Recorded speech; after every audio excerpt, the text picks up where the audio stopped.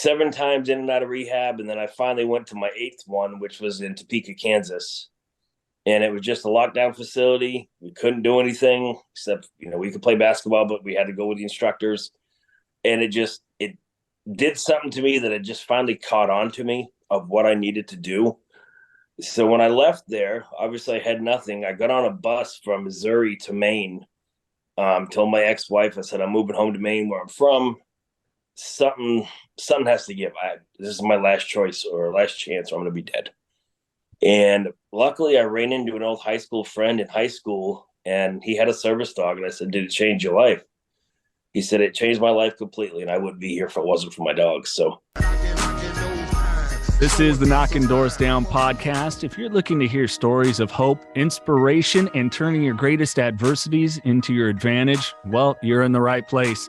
I'm your host, Jason LaChance, and through my addiction recovery and struggles with anxiety and depression, I dug into my passion of speaking with people who have transformed their lives. And my guest is Jason Howe. After 2 rough deployments overseas, Jason ended his U.S. Navy career in 2007.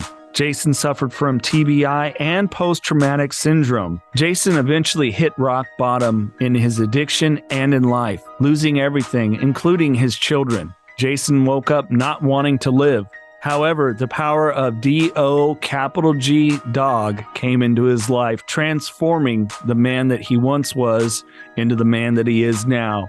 Now a part of Canines on the Frontline, a nonprofit organization providing certified trained service dogs to military veterans who are affected by PTSD and or TBI at no cost to veterans. You're going to love Jason Howe as much as I do. Jason Howe, thanks for joining me on Knockin Doorz Down. I appreciate it, man. Thanks for having me. Before we get rolling and I ask you about gratitude, I'm seeing your sweatshirt. It says Fatima Golf. Okay, so in Portuguese we would say it Fatima. So what's Fatima Golf? So Fatima is a high school, elementary school here locally, and my kid plays golf for Fatima High School. So. Oh, all right. I'll be darned. Well, hey, 3 things you're grateful for today before we get rolling. I always like to start there. I'm gonna have to say my higher power, God, my wife, my kids, and my service dog, Sobi. Oh, what breed of dog? He's a boxer pit mix. Oh, wow. Okay. I love it. Euthanized in a kill shelter in Georgia. So kind of saved 2 lives at the same time. Oh, man. Yeah. Yeah. Our, both of my dogs are rescue dogs. So, it's like. Great dog. Best. Yeah. So many animals that just need love. And they look out for you like nobody else. When you connect, oh, man.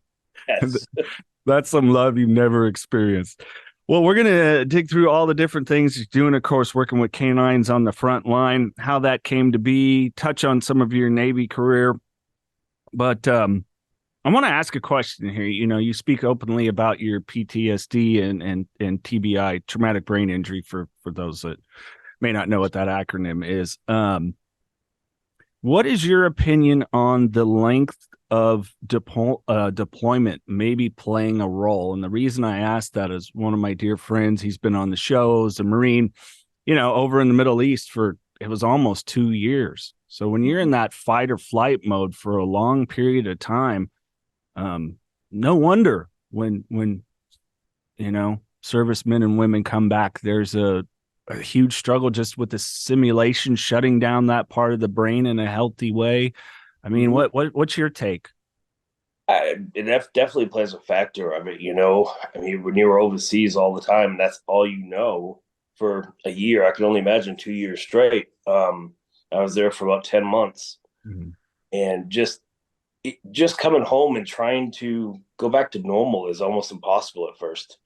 And I think a lot of it is a lot of the veterans and a lot of us don't talk about it because, we're living in a daily life of, no, this is what we do. This is what we're supposed to do. Don't let it bother you because, this is our job and that's what we want to do. So when we come home, it's the same thing. We just don't talk about it. Yeah, it's I had Tom Spooner on here and he said the same thing. That was the hardest thing. Just you don't come home and talk about it. And oftentimes, that's what really led him to the bottom of the bottle. And I'm going to assume led you towards looking to substance that led to addiction. Yes, absolutely.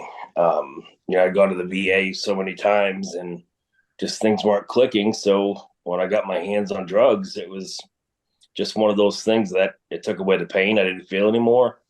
And I obviously liked it because I didn't have to worry about what was going in my head. So, I mean, that's why we do it, right? Yeah. Yeah. You don't have to think, and but obviously not the right thing to do. So, Yeah. Oh no, it's the irony of it is because it feels like, I mean, you said it. For me, when it got to the point of, not feeling like I could talk about some of these traumatic things, it felt like a solution because you feel good, yeah, like that's why we do it. It feels good. And then eventually it stops working and you're just stuck. It's that reward loop issue that eventually you're just in this cycle where you use because you feel bad because you lose, and that and that becomes life. absolutely. It just one of those. It's like a vicious cycle, and that's one reason I'm glad you do what you're doing right now, and having the podcast and spreading that message, because that's what it's all about. I think a lot of men, it's a sign of weakness if you talk about it and you're weak, and we don't ever want to be perceived as weak. But when we're going down that path of drugs or alcohol and it becomes a full-blown addiction, there's no other choice except for die or be in a hospital 24/7, or say, you know what, I'm weak right now, I need help. But it's really not weak, it's courage. It's just taking that courage to say, hey, I'm struggling right now, I don't know what to do, but I want to get better.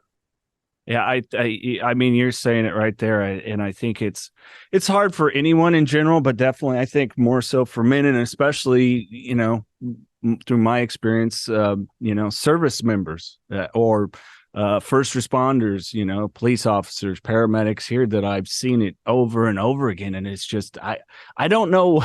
You tell me. I mean, do you have a place where you think it was ingrained in you, maybe from an earlier age before your service? Because I just kind of remember my house. We didn't really talk about things. Yeah, I was saying, like, growing up with my dad and stuff, it was always suck it up, move on, things will get better, don't worry about it.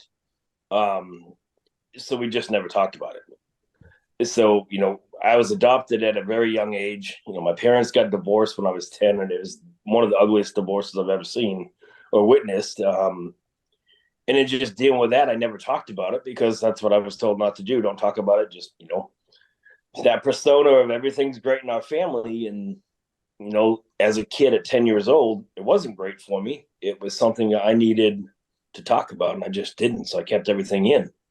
Yeah. Well, it's tough enough. It is. I mean, how old were you when you knew you were adopted? They had always told me, but from what I remember, probably 9, 10, 11 years old. Okay. So, I mean, I would think that might just bring up thoughts and feelings, let alone at that age, and then to go Yes. through a divorce right then and there. I mean, that's compounded things that if we don't process, I mean, it's a nice gateway to getting more and more curious about those substances that can numb you out a little bit. And I was told, like, my biological mother was a drug addict. So Oh, that on top of it, just kind of, when I finally got the hit and the feel of what drugs would do, it was like, okay, you're addicted all over again. So mhm. About what age were you when you first started experimenting? marijuana around 16, and then the harder drugs, cocaine, was about 20. And then I didn't start using meth until 30 years old, 32 years old. Mm. So that was post deployment, and you weren't enrolled in the Navy anymore at that point? No, I was in Afghanistan, but I was back home. I had already deployed. So Oh, okay. and I got out in 2007. So Oh, wow. So you a 20-year guy? no, I did 5 years. Oh, five. Okay. My wife and I at the time, or my ex-wife, we had a kid together, and then she had one on the way. So she wanted me out, and I missed my first son being born by 14 hours. So I refused to see my other one be born and me not be there. So, Yeah. and then down in Missouri. So here we are. Oh, heck.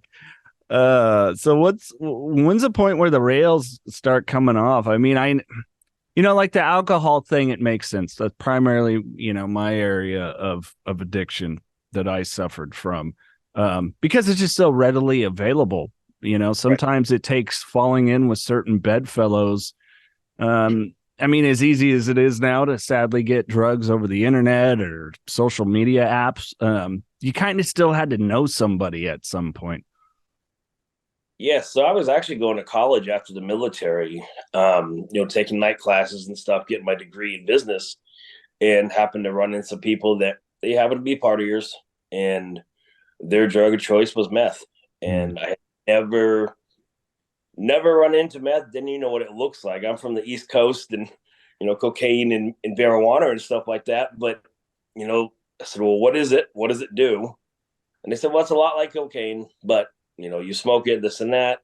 All right.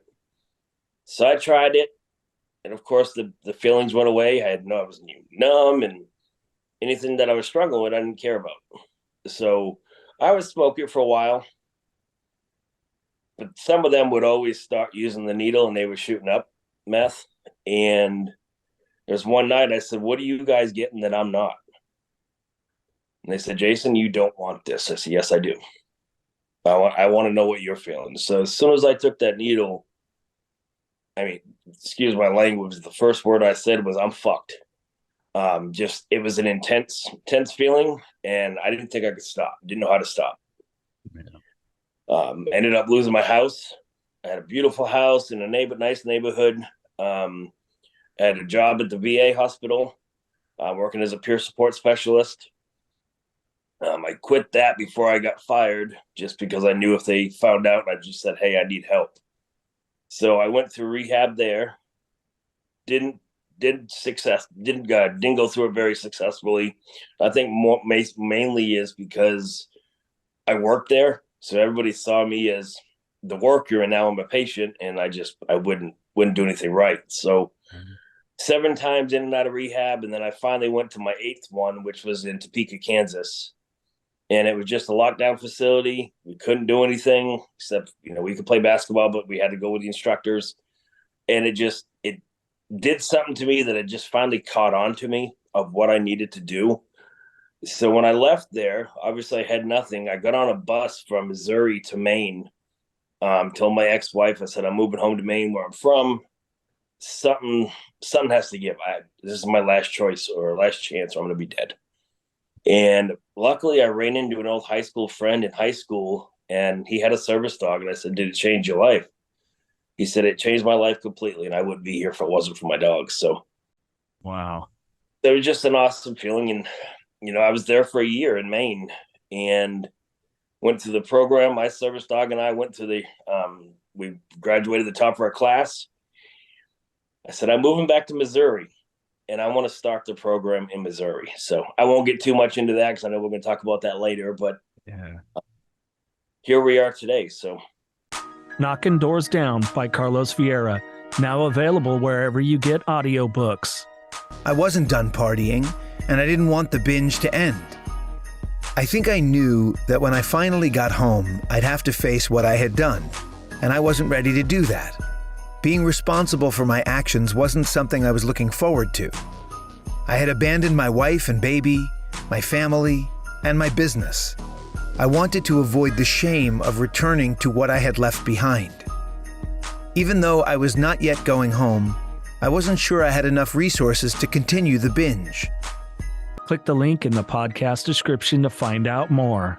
Thank you for sharing that, because I think it's so important. Hopefully, the listener got from it what I did. It's that really, it's funny because we think of the term service dog or animal or whatever, that they're a service to us. And no. It's the other way around, because it got you out of your own way to absolutely. work with your dog. And like addicts, if it's newcomers that I meet at Celebrate Recovery or whatever it is, reach out to me. I'm like, you got to find the things that first and foremost that get you out of your own way. Because we know how, like you said, to fuck it up real quick. Yep. No, absolutely. Most of the time it's us. I mean, 99% of the time it's always us. But I would sit in my house with the curtains closed and not go outside, wouldn't do anything. And then when I got her, it was like, okay, I got to take her out to go to the bathroom. Well, now she wants some exercise, so let's take her for a walk. And when we were going through the training program in Maine, we went to an event called Hops and Hounds, and I think we were in a 6 week of training. And the founders in Maine, they said, Jason, if you want to go, you can come with us. All right, so I went. Try to get out in the public, and so I was sitting in the back, and they were talking to people and selling shirts and talking about the program. And the Dr. Hagen-Blasek, who's the president, he had to leave, so he went somewhere. So now it's me and the vice president, Linda Murray, and she goes, Jason, I'll be right back. Okay. Whoa, where are you going? She goes, I'm going to get myself a soda. Do you want one? I said, no, I'm good, but I'm here by myself. She goes, yeah. I said, well, what do I do? And she goes, you talk to people.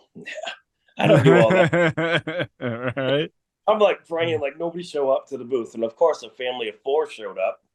And the little girl, the only thing she asked me was, what's your dog's name? And I said, Sobe. And then I just kind of sat back, like, don't ask me any more questions. And the mother said, what does she do to help you?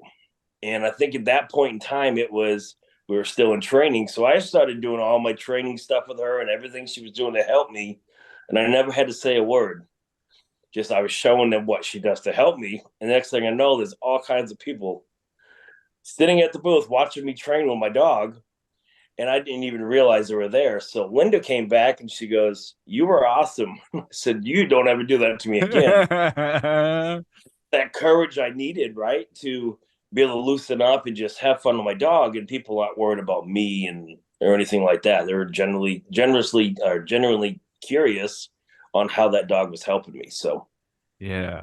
And those trial by fire things I think they're vital. It's funny, all the, being in front of people that I do, for the longest time, hosting a concert or an event, there was a cocktail or two in me at least, and now that's not an option. I have to kind of find the different thing. And it was definitely a trial by fire. I got no shield here, no courage juice. I just got to go and do it and be in front of people. And it's almost, to a certain extent, become a replacement in a lot of ways. Yes. Yeah, I've definitely got addicted to the dog training. When I came back to Missouri, I actually went to school and became a master dog trainer. And now, what we're doing now in training veterans and their dogs. But Sobe, being 2 days away from being euthanized, in 2021, she actually won Service Dog of the Year for American Humane Hero Dog Awards. So she's been on the Hallmark Channel, and she's a local celebrity now. I love it.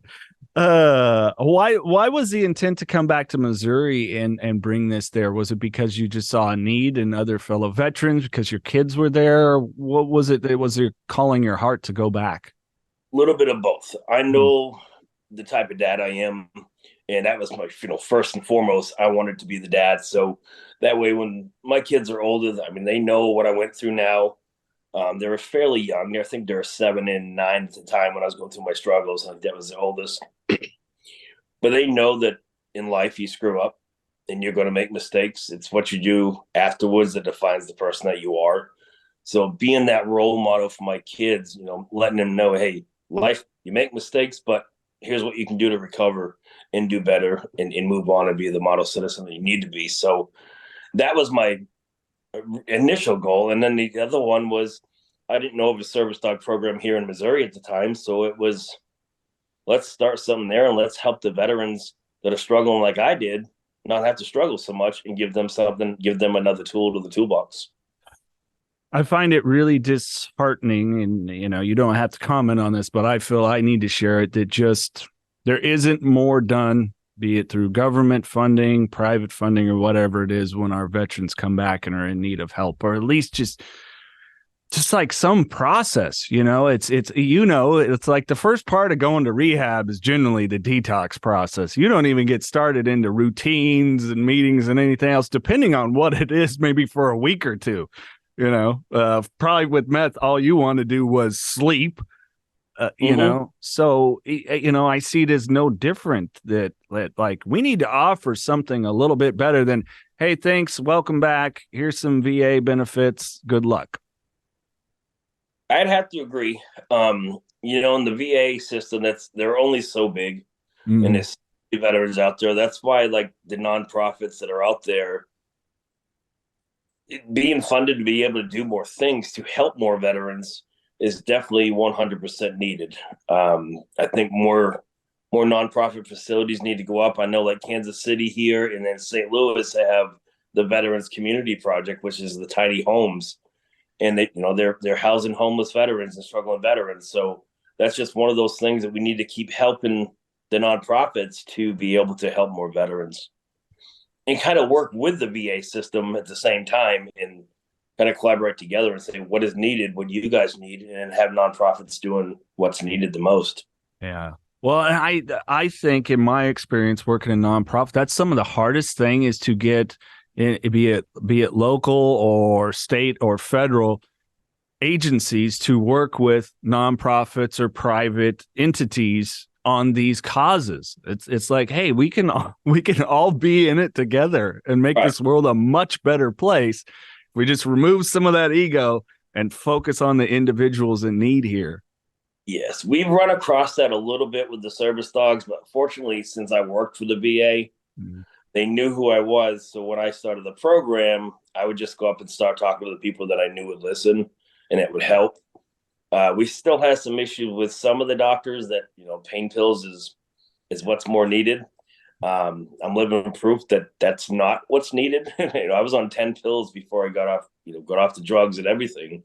And now I'm on 2 pills right now, and then one's for burn. So pretty sure a dog did the trick, and started working through my own struggles by talking about it. But I think trying to connect with the VA and government entities to really work together, like you said, and it's needed because we're leaving behind, and that's not, suicide rates going up, fentanyl's all over the place.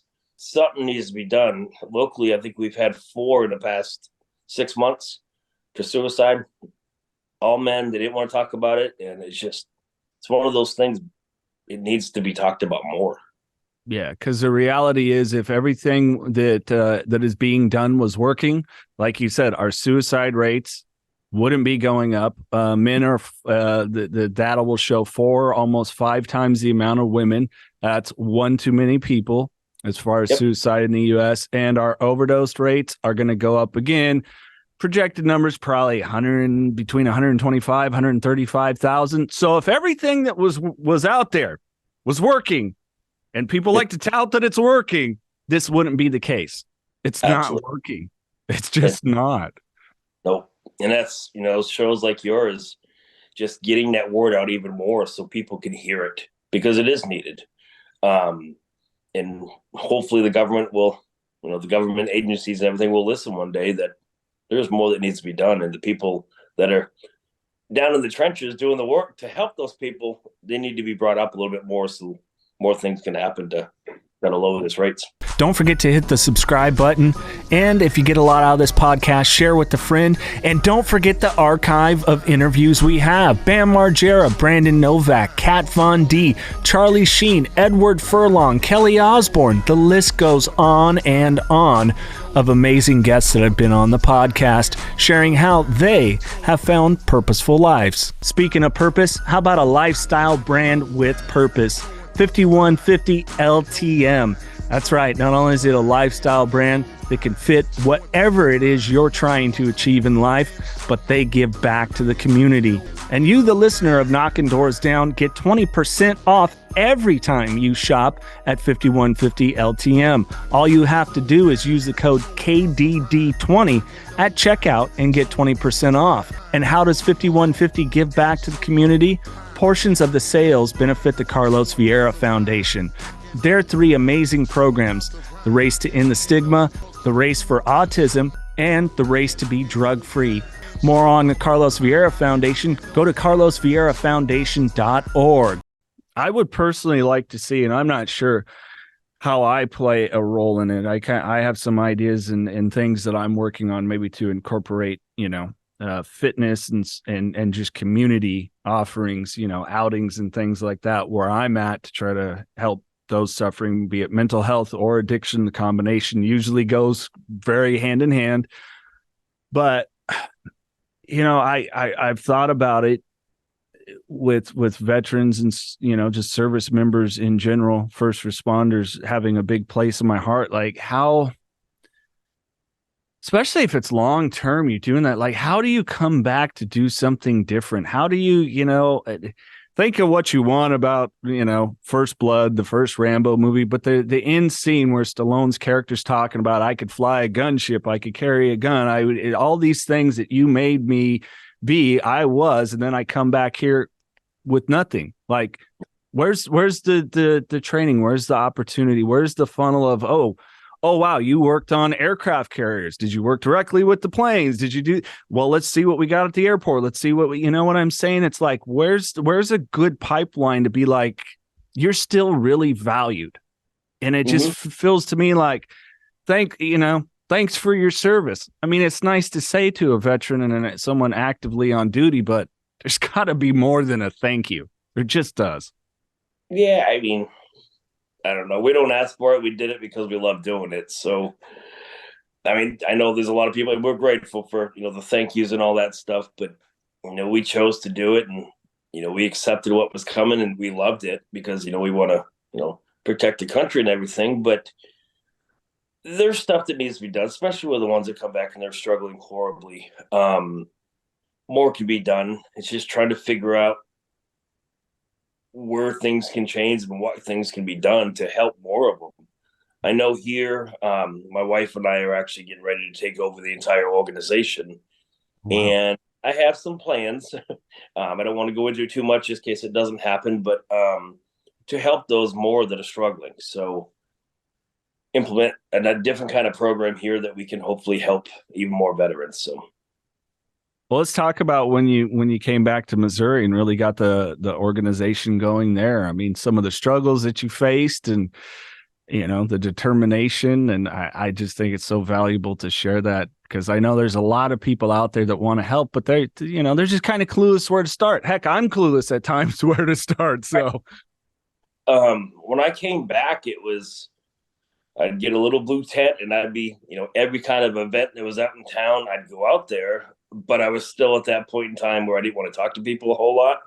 So if they came up to the booth, I'd hand them a brochure, give a business card to them. And over the times, I'm like, okay, so what can I change? And, talking to people and getting to know more people, I'd start chasing people down that didn't stop. Hey, come here. You want to pet the dog? You want to talk to the dog? And with Sobe, as long as I'm in a good place, I'll let people talk to them because I'm the face of the organization.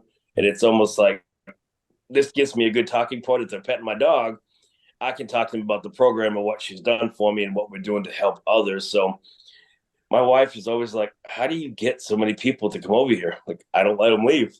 We're just about the program, talk about what she's doing for me. And most of the people sit there and stay and they want to donate something. We sell t-shirts and hats and, all that good stuff, but it's more the story on where we were to where we are now. And this community has swarmed us with love. So it's been amazing. Yeah, I love it.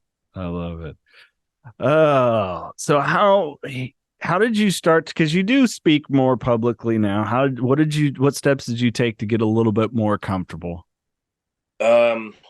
So, obviously overcoming your fears and stuff and overcoming addiction.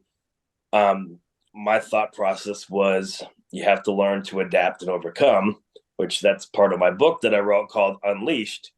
But tackling your fears is going to help you grow. If you're staying in the same stuck place that you're in, you're never going to be able to grow.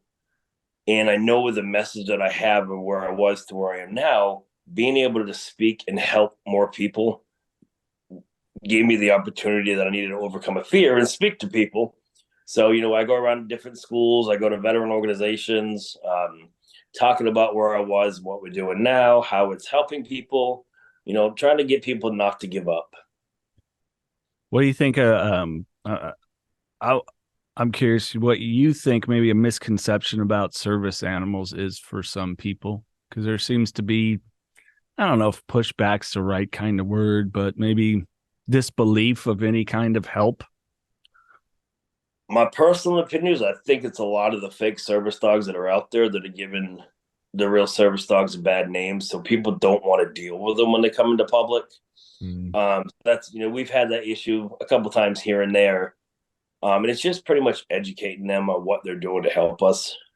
They're not just seeing eye dogs and hearing dogs and all that stuff. That's with the ADA accepting PTSD and psychiatric help for the ADA laws, it's just really honestly educating people and talking to them about what they're doing.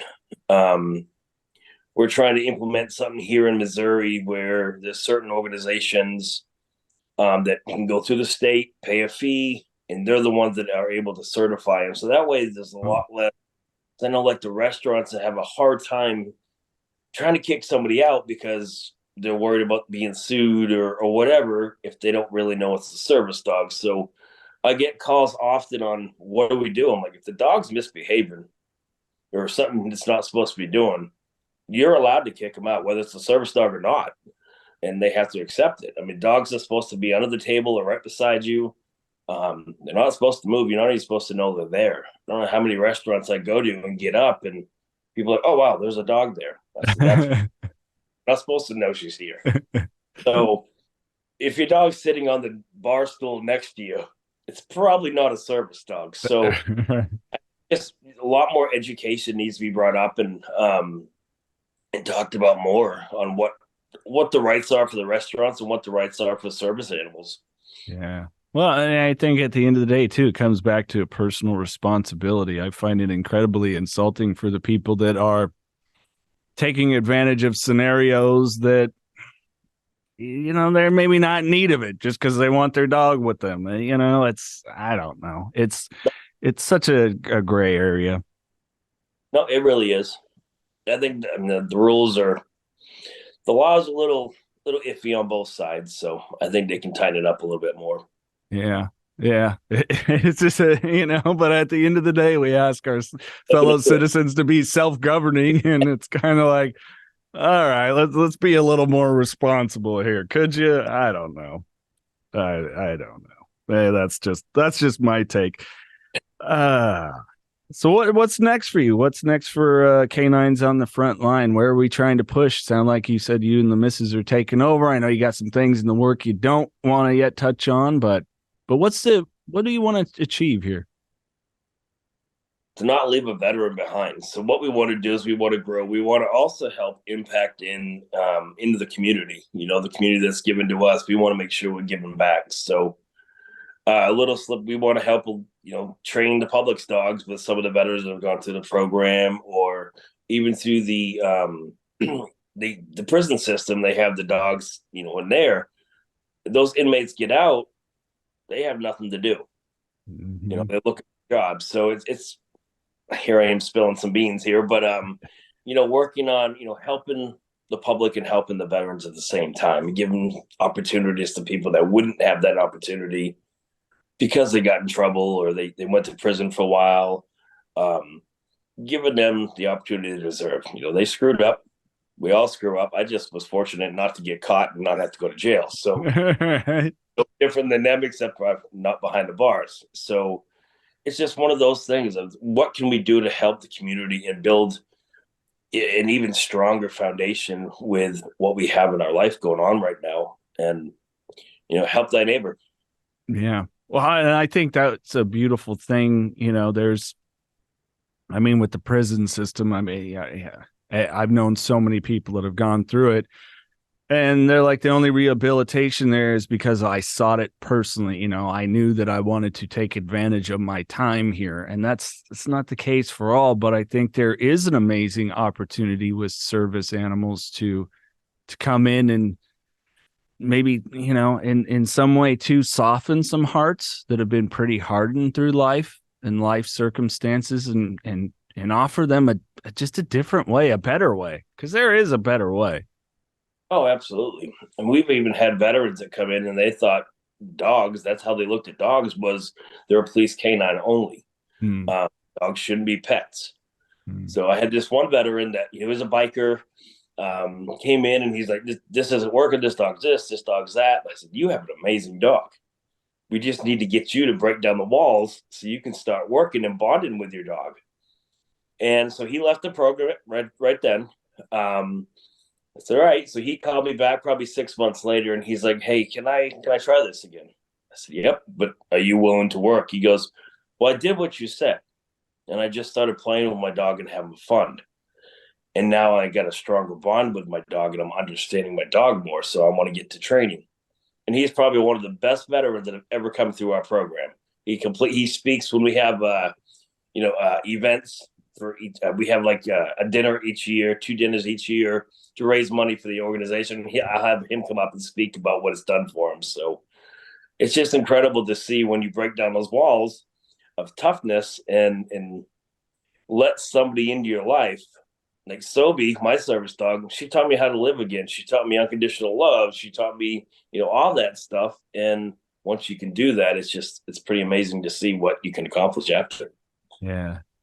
Well, tell me, there's something about it when you do engage in that way that it's like it connects you with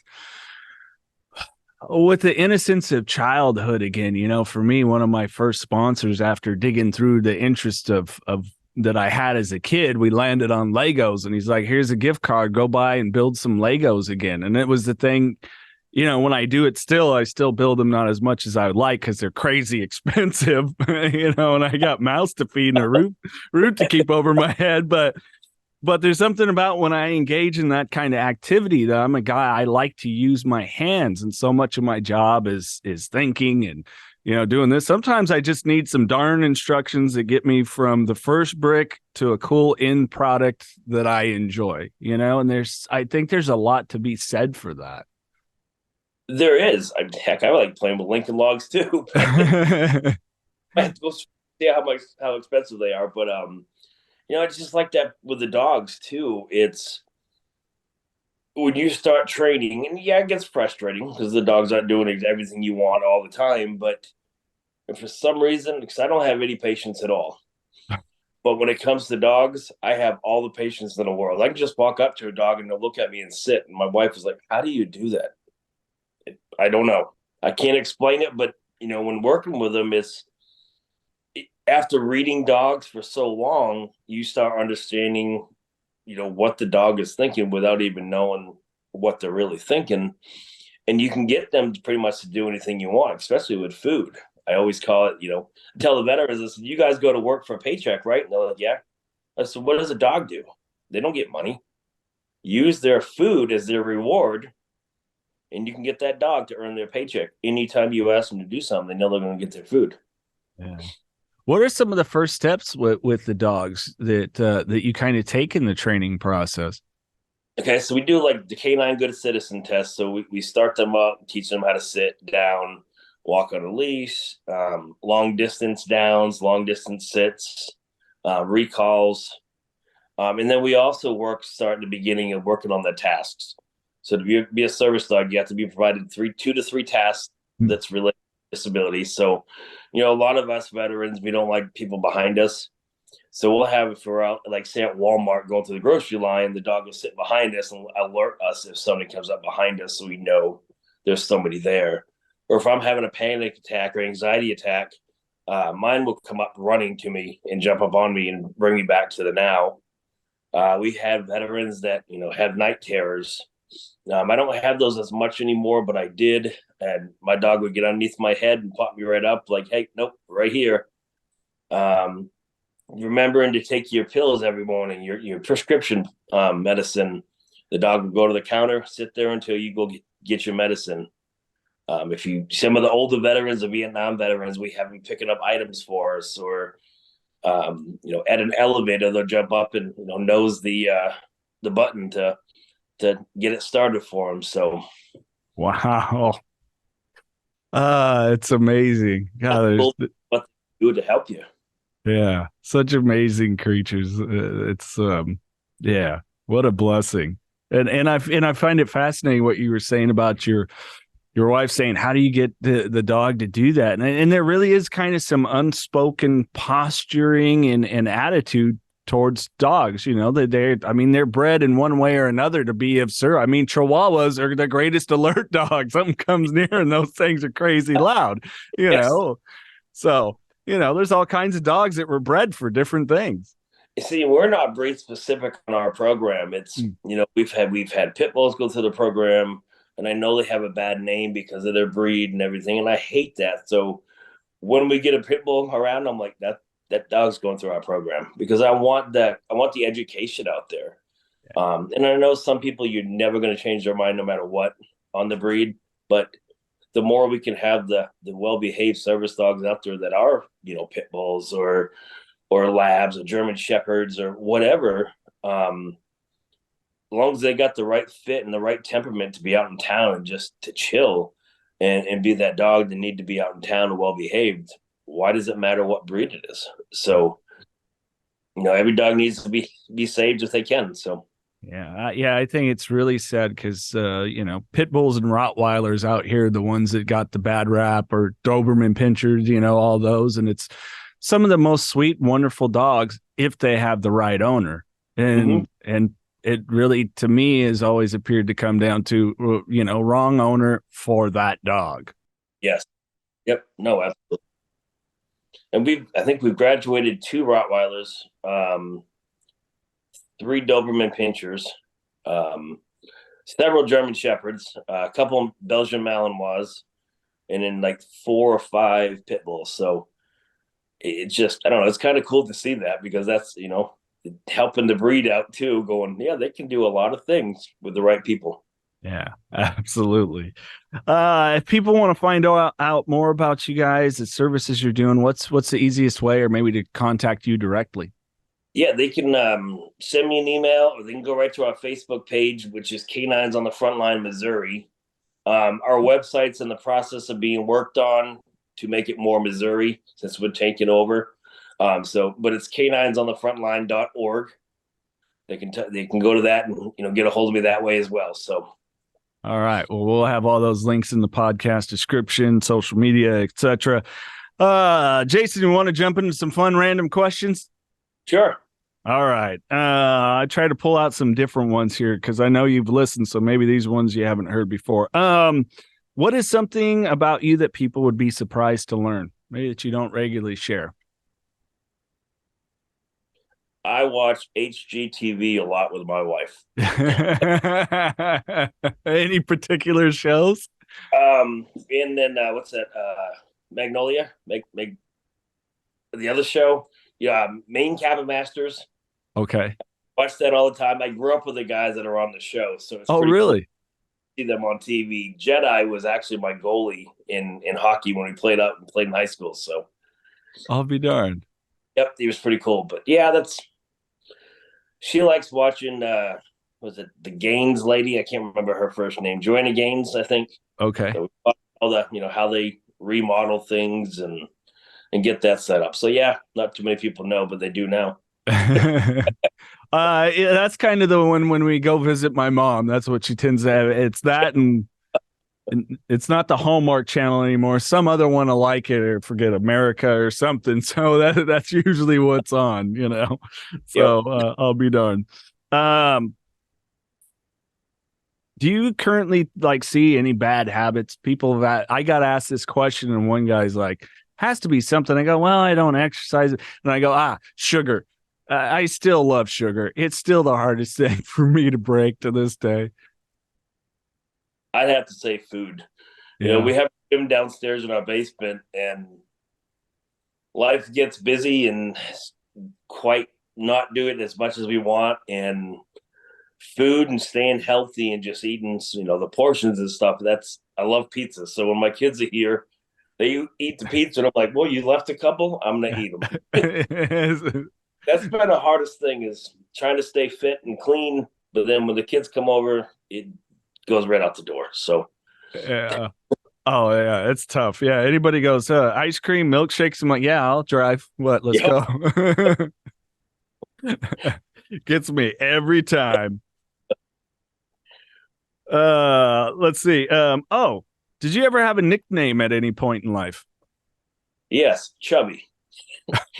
My dad, it's a funny story. Okay. 6'3", 190 pounds. So growing up, they called him Chubby just because he was so skinny. So in high school, I was chubby. So of course, I got my nickname after my dad, but I was also chubby and I still am. So Chubby was my nickname in high school. Had it on my license plate in my car and everything. So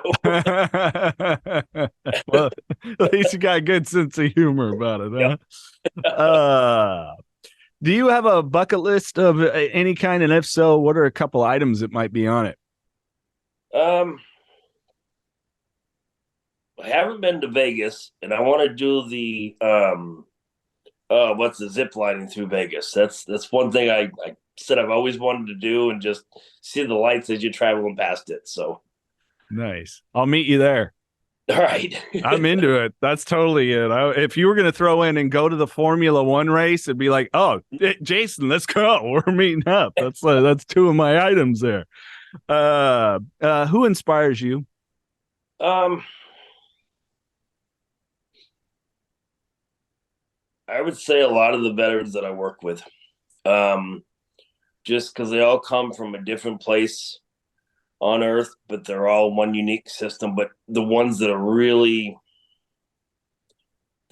dig down, like deep down in the trenches, that have brought their lives back up, I think seeing that, witness it firsthand, I think just it inspires me so much to keep doing better and to keep doing the stuff I'm doing, because it's obviously making a huge impact on other people's lives. So being able to see them change, and it just makes me want to do it even more.